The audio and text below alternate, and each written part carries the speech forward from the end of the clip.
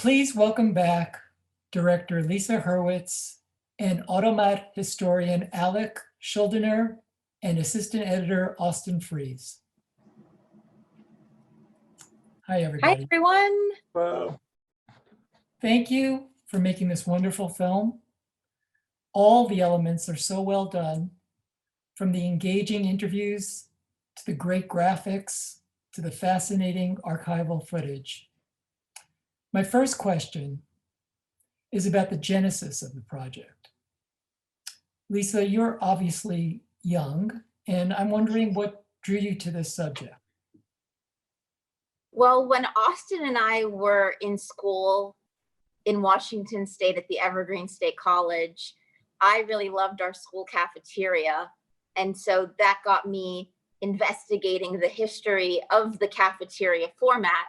So in our school library, I came across Horn and Hardart, the Automat, and it was either something I saw on microfiche or it was in a book I pulled from the shelf, and I started reading. I asked a librarian for some help, and she found Alec's PhD dissertation, which was available on interlibrary loan. So soon I was reading Alec's work, and this is sort of the very beginnings of the project.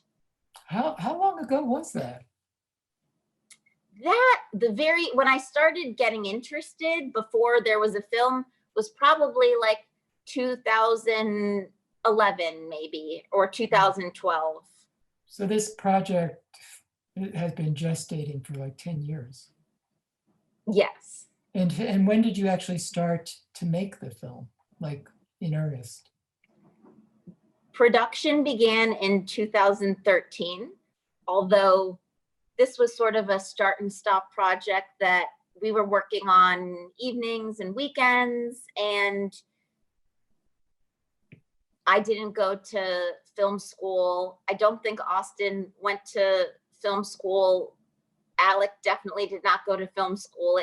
It just sort of was a hobby of ours, a project that we were all working on, and it kind of was like an education for all of us.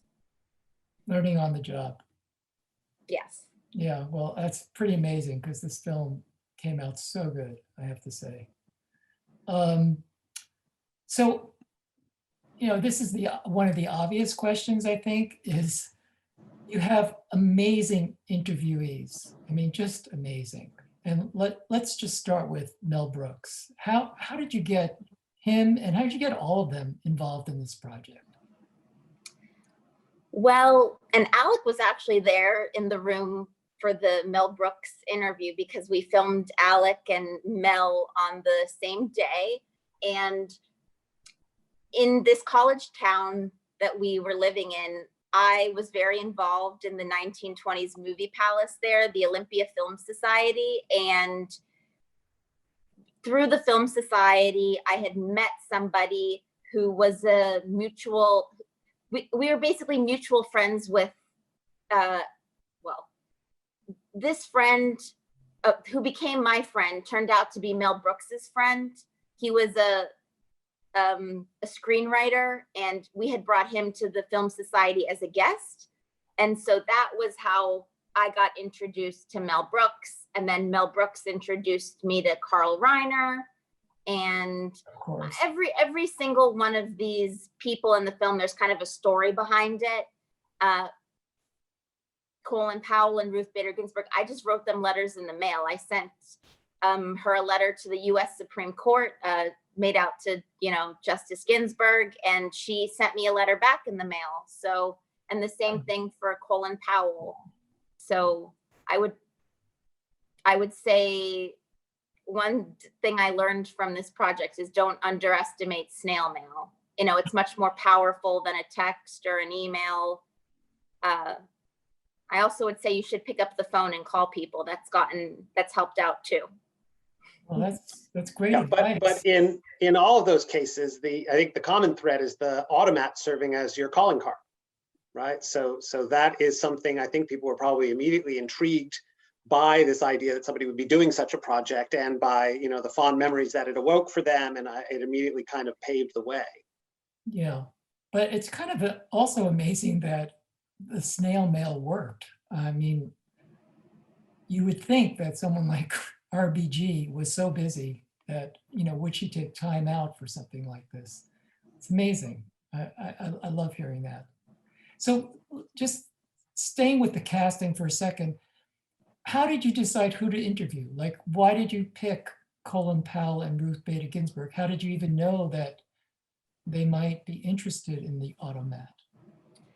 I had seen Ruth Bader Ginsburg in the documentary Sturgeon Queens about Rustin daughters in New York City, and she was just so fabulous in that film. So that's where I got the idea, maybe if she ate at Rustin daughters, that she also would have eaten at Horn and Hardart. And it turned out to be a correct assumption. And Colin Powell, I had found on a Wikipedia page that listed famous people from New York. And I went through that list and I was, highlighting anyone that I thought, okay, Colin Powell, he was born at the right time. There's a possibility. So, I wrote to him as well as a lot of other people, and he said yes. Okay, amazing. And how about Elliot Gould? Was that through Mel Brooks at all, or just? That was also through this film society in our college town. I was in charge of the fundraising to convert the theater to digital cinema. We only had, 35 millimeter and 16 millimeter projectors, and we had to get a digital cinema, which I don't know if you remember some years ago, maybe it was like 6-7 years ago, but theaters were going out of business because they couldn't afford to convert to digital. And so I recruited Elliot Gould to be our spokesperson for that conversion campaign. He's very generous. Yeah. And so he flew up to Washington and he did some fundraisers for us and a Kickstarter video. So and we filmed his interview when he was in town, and we filmed it in that film society in Olympia. Oh, wonderful. That's great. Lots of fun stories. Yeah. So any funny or interesting anecdotes that didn't make it into the final cut?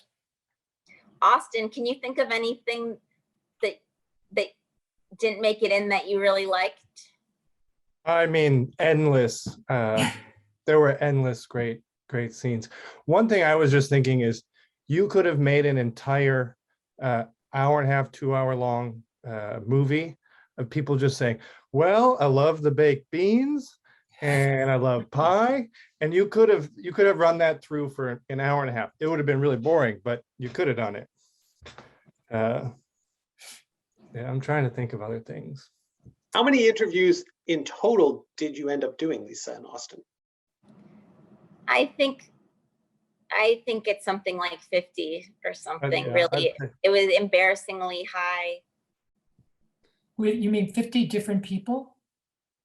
Wow. So many of them did not make it into the film. Correct. Okay. Most.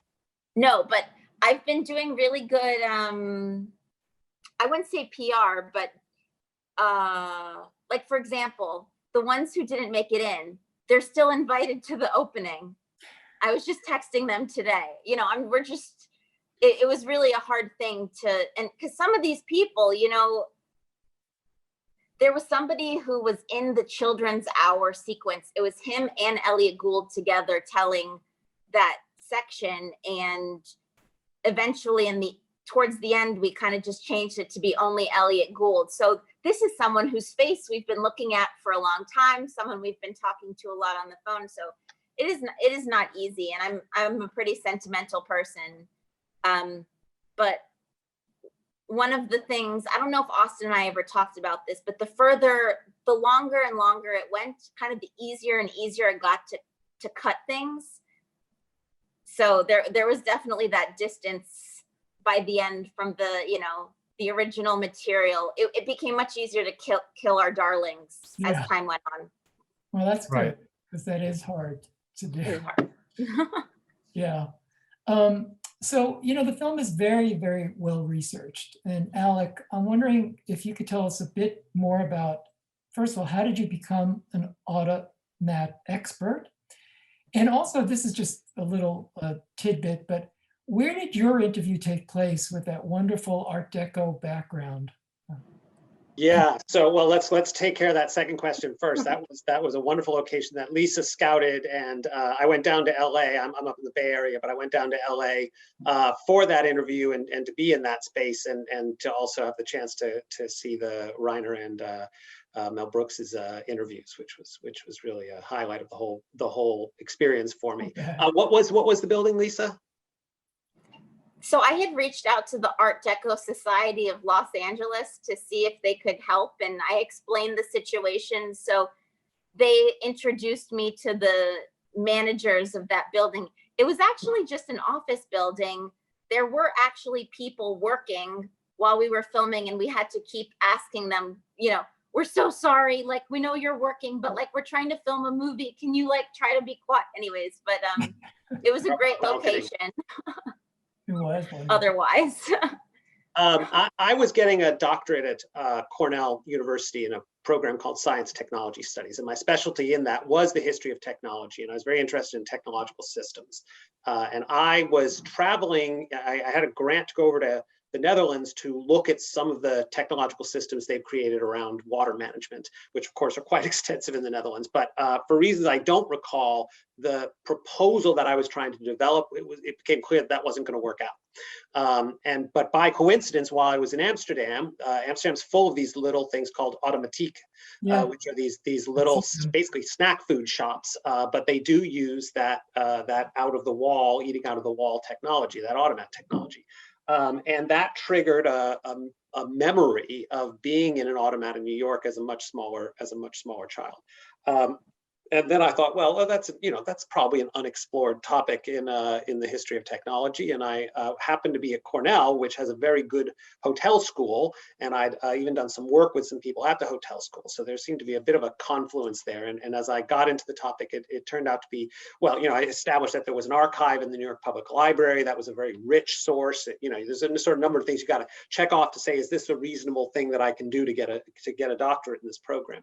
But as I looked into it further, it really started to look like a great topic, and had the added benefit that it was, a topic you could talk to people about, right? You could go to a Christmas party or something and mention what you were doing, and that would actually turn into further conversation. Whereas I think the normal graduate student experience is you say what you're doing, and that's the end of the conversation. Yeah. It's kind of a door opener of a topic. Yeah. As Alec was discussing earlier about, getting people on board. It's something people love talking about it. Yeah, you can tell that from the film. Also, I don't know, I don't think we mentioned it before. I'll definitely mention this in my intro, but Alec and Austin are local in the Bay Area. And so this is why the three of us are all here today, because we're just really excited that the film's a part of the San Francisco Jewish Film Festival. So Austin and Lisa, let's talk a little bit about the editing of the film. I love the way you all decided to have Mel Brooks interview structure and guide the film, especially in the first quarter to a third of the film. And I was also really struck by how the editing was part of the humor of the film, especially the repartee between Mel Brooks and his lifelong pal, Carl Reiner. Can you talk a little bit about how that developed? And because I thought it worked really nicely. Sure. So, that ended up being in the editing. So I was a middle editor. I received an assembly that was 3 hours long. And then when I handed it off, it had some archival, and it was about an hour and a half long. So we did have to kill some darlings then. But when I received it, the banter between Carl and Mel was already there. It was so natural, and I think Lisa or the previous editor had made those decisions already, and that really works really well. I do think so. Oh yeah. Yeah. We definitely had it was very important to us to try to keep the film as light as we could. A historical documentary is not the most accessible, genre, and we wanted to make a film that would appeal to as wide of an audience as possible. So we did end up opting for some humorous moments over. We took the film used to have a lot more information. The film has a lot of information in it now, but in order to make it digestible, we decided it was really important to get humor in there whenever possible. So those interactions between Mel and Carl, between me and Mel, me and Colin, it just, I think it makes the film more fun. Oh, absolutely. I couldn't agree more. Yeah, two of my favorite scenes are the ones with you in them, you and Colin and you and Mel. So going to a little bit of the information part of it, because you have some great, not only Alec, but other people that are, I don't know if you'd call them experts, but they have a lot of wonderful things to say. I'm not talking about the celebrities. But can you talk a little bit more about the collectors of Automat artifacts? Because that's pretty fascinating. And yeah, just tell us more about that. So, Alec, you met John, but you never met Steve, correct? No, I did meet Steve. I knew him before the project. I had met him in the course of doing the research. Yeah. Okay, great. So we can both then talk about these two men in the film who both had a very strong passion for horn and hard art and preserving it. And both of them were very excited to be a part of the project. Before John died, which was unexpected, I would send him DVDs of in progress cuts, and we would talk on the phone. He was very much, vested in this. So it's really sad that he didn't, make it to see the final film, but he got to see in progress versions of the film. So I feel really good about that. And what would you like to say about Steve and John and their collector status? Yeah, I mean, my main contact was a person who you never got to interview, Robert Burns, who was the person who donated the materials to the New York Public Library that forms that archive there. But Steve is a true collector, right? He has all of this equipment, probably has maybe aside from the Smithsonian, the biggest collection of this stuff, which I think at least used to be for sale. I imagine he's still selling some of this. So he has a bit of a business around sort of restaurant memorabilia, and it's really his thing. But what was so interesting to me in the film was seeing him talk about that. And I'd had conversations with him about it, but I had not, in my conversation, I never sat down to interview him, and so I sort of had brief encounters, and it was one of the, frankly, many points in this project in which I realized how much I missed as a historian researching this, where I was even talking to somebody who had a very well-developed viewpoint on this and a lot more information than I ever thought to get out of him. I saw him as somebody who just happened to be sitting on a bunch of this technology. It was good to be able to look at the artifacts, but I didn't realize that he himself was really a source. And Lisa, you discovered that. You did interview him, and it kind of all came out. That was fascinating to see. Mm-hmm. So since this is a Jewish Film Institute, can we talk a little bit about the Jewish aspect? Like, a lot of your subjects are Jewish. Is that just a coincidence, or can you talk a little bit about that? So this has started to become a common question. We played our first Jewish Film Festival a couple weeks ago at the Miami Jewish Film Festival, where we actually won Best Documentary. Oh, and congratulations. Thank you. I think here's my, it's up to you, but here's what I think. I think the Automat was an incredibly important space for immigrants. I think that Jews love the Automat. It was just a place, generally speaking, they liked going to. I think we have these incredible Jewish icons, and then of course the Jewish humor, and then of course I'm Jewish. So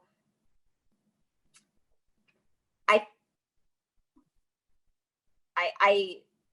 don't know. That's what it is. That's all I got. Yeah, that's good. You know, is New York Jewish? Because Horn and Hart aren't sure it's right. That is say Horn and Hart it is New York, right? And it was all over New York. So it would be rather strange if a city with such a relatively high percentage of Jewish population did not, in fact, have lots and lots of Jewish connection to the Automat. The fact that I am also a Jew, and the fact that I ever went to an Automat is a direct product of the fact that my parents were both born in the Bronx, and my grandparents lived in the Bronx. And, so here we are, Jews with a connection to the city, back in the city, and, ending up at this restaurant. So I think there are sort of demographic reasons why that would be the case. But I also think there was a lot of Mel, for example, Mel Brooks in the entertainment industry. I think there were a lot of people who didn't have a lot of money, who were part of the culture machine, which was based in New York at that time, and which I think had a lot of Jewish representation as well. Now, I'd want to fact check all of these assertions. So this is more off the cuff than I really care to be, but I think there are some things here. There's nothing about the technology per se that makes a Jew want to use it instead of somebody else, but the prevalence of this in those places where there were these higher percentages, that I think it all adds up quite naturally to there being plenty of Jewish people who went through those doors. Yeah. Yeah, I love Mel's story about the 20 nickels. She could just dip her hand in and pull them out. Amazing. So, I think part of the success of the Automat was that you got to see your food before you paid for it. And Lisa, I imagine you never were able to eat at an Automat. So if you could go back in time, what do you think you would have ordered or taken out of one of those little macaroni and cheese? Yeah. And is that because you like macaroni and cheese, or because people in interviewing them, they kept raving about the macaroni and cheese? Well, I guess I'm a little bit of a mac and cheese snob. I'm kind of always looking to find a great mac. It's ridiculous because I'm also lactose intolerant. So I should not be eating it. I will eat it with a Lactaid. But I love mac and cheese, and no, it's not so much because of how people just, it was one of the most popular items that they had, but I grew up, there was this restaurant chain that has since gone out of business that I ate at when I was growing up called Kookaroo in Southern California. And when I would go to Kookaroo, I would have macaroni and cheese. I would have mashed pureed butternut squash, and I don't know, that was sort of my introduction to mac and cheese. So I do have a little bit of nostalgia for Kookaroo. I thought it was amazing how, Mel Brooks was like swooning over the pies. The way his face, everything, you could see him like going back in time, tasting those pies. Austin, do you remember, or both of you would maybe remember how much pie there was in earlier cuts? Mel, in his interview, he talks about so many more pies than we could even, like, this is what Austin was saying earlier about how you could just have a whole film of people talking about their food memories. But Mel he remembered every single kind of pie that they had there, and he talked about every single kind. It was unbelievable. With all the details, Yeah. If I could go, that's what I would choose, because I would sample the pies, but yeah. Yeah. So last thing I want to talk about is the tone of the film. And you kind of talked about this a bit already. But, it's very sweet, it's very nostalgic, but it's also a bit sad. And that very democratic ideals of everyone served, it's hard to find in today's world. So is Starbucks really the modern equivalent of the Automat? Because that's It's not kind the of, modern, it's not the modern equivalent, but there are facets of the Automat that I see in Starbucks. Yes, but it's not a clone for sure, but that Starbucks provides a space where people can go and so, hang out all Mhm. day. Yeah, for sure. And I also think I enjoyed so much getting to meet Howard Schultz and interviewing him. And there's parts of our interview that didn't make it in where we were sort of talking about we decided not to focus. We kind of kept him a little more minor in the film than we maybe could have, because he said a lot and he spent a good amount of time with me. But some of his talking about the discussions he and I had about automation, it's not in the film, but he was talking to me about how the customer is always going to want to interface with a person, and he really believes that, and that while they're going to use technology to always, they want to be on the cusp of innovation no matter what, but at their core, Starbucks is it's a people company. And so, I mean, honestly, I loved speaking with him, and it was incredible. But no, Starbucks is not a clone of Horn and Hardart. Anyone else want to chime in? Well, I mean, I think the one very strong commonality between the two is coffee, right? Americans do not linger over their food, but we do linger over coffee. And that I'm going to spend an extended period in a space that opens up, in a public space that opens up the possibility of crossovers, of meeting new people and making these new connections and having a social space. So that's, I think that's not incidental to the fact that it does remain one of the relatively rare places where you might actually meet somebody you don't already know, or you might go to spend an extended time, not actually doing anything at a Starbucks in the way that you would have in an Automat. right, interesting. Yeah, I mean, that part of the film where the coffee is raised from 1 nickel to 2 nickels. Thinking about Starbucks, it's kind of a little bit ironic that that increase compared to what you pay for at Starbucks. Yeah.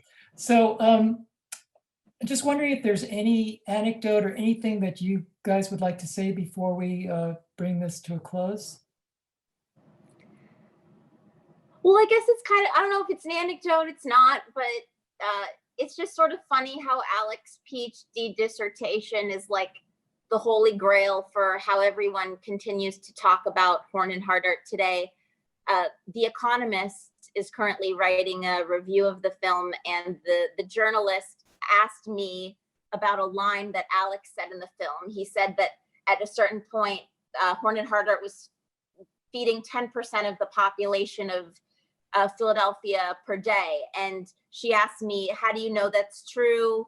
And so I just opened Alec's his dissertation to the page where he says it, and I looked at the citation, because it's just, so his dissertation, whenever people in the future are going to talk about Horn and Hardart, everyone's going to keep referring to his work that he did. So people are really excited talking about the film right now, but I definitely, we wouldn't be here without the heavy lifting Alec did before us. So, and I think you might be in The Economist. So thank you. So that would be cool. I'd like to be in The Economist. But let me offer you a bit of a counterpoint here, which is that I actually just this morning put in the mail a copy of the film poster to my thesis advisor back at Cornell. And I wrote a letter in that, and in the letter I said, look, this is what's become of the thesis, and of course I never published a book, but here it is in a film version. And I talked mostly in that letter about how much more you did with this beyond what where the thesis ended, how much, and ultimately concluded with a couple of points. One is that I know PhDs don't work this way, but we should really get you one too, or maybe even transfer mine to you, because you are now the number one authority, right? So yes, you may go back for looking up the footnotes and some of the details, but I think at this point you've spent much longer with the topic than I did to get the dissertation. For me, the dissertation was a matter of a couple of years' work, and this has admittedly on and off, but this has consumed you and Austin and a bunch of other people for actually quite a lot longer than that. So the dissertation does a certain thing well, I think, which is to establish fact to the within the standards of the historical profession. But I think the documentary does really an awful lot more than that. Well, I think that's a great note to end on. And Lisa, you're going to get your honorary doctorate. Thank you all. Thank you, Lisa, Alec, and Austin. And thank you for making this film and having us show it. We're very Thanks for watching. Bye-bye. Thanks.